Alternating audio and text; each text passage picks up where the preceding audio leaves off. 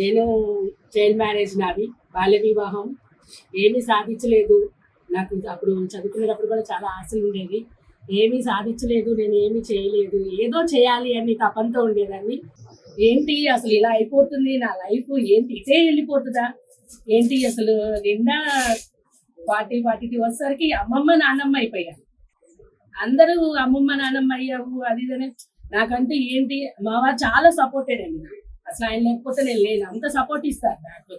Back bone నాకు ఇంకా ఆయన అంత సపోర్ట్ ఇచ్చే హస్బెండ్ దొరకడము నేను నాకు. కానీ నేను ఏం చేయలేకపోతున్నాను అని తపనలో యాక్టింగ్ ఫీల్డ్ లో ఒక ఫ్రెండ్, మా సార్ ఫ్రెండ్ ద్వారాగా ముగిలి గారు అని ఉన్నారు, ఆయన ద్వారా యాక్టింగ్ ఫీల్డ్ లోకి ఎంటర్ అయ్యాను. సోషల్ వర్క్స్ కూడా చేస్తూ ఉంటాను. ఇలా వరద బాధితులకు కానీ, ఎవరైనా పూర్ పీపుల్ ఉన్నారు అలాంటి వాళ్ళకంటే సోషల్ వర్క్ చేస్తాను. నా అమౌంటే పెడతాను, నేను ఎవరిని అడగను. మా సార్ ద్వారా ఇలా పలానా వాళ్ళకి హెల్ప్ చేయాలి ఇస్తారంటే ఆయన ఇచ్చేస్తారు. ఆయన కూడా హెల్పింగ్ నేచర్ ఉంది. దగ్గర దగ్గర 3 అవార్డ్స్ తీసుకున్నాను. 3 అవార్డ్స్ తీసుకున్నాను. ఓటీటీ మూవీస్ చేశాను. మళ్ళీ ప్రస్తుతానికి ఒక షైన్ గారి దర్శకత్వంలో ఒక మగవా సీరియల్ చేస్తున్నాము.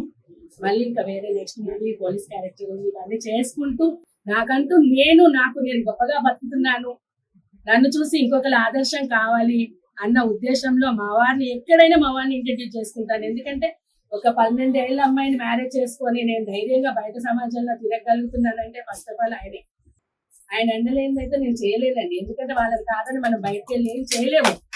వాస్తవంగా చాలా సపోర్టెడ్ ఉన్నారు ఆయన.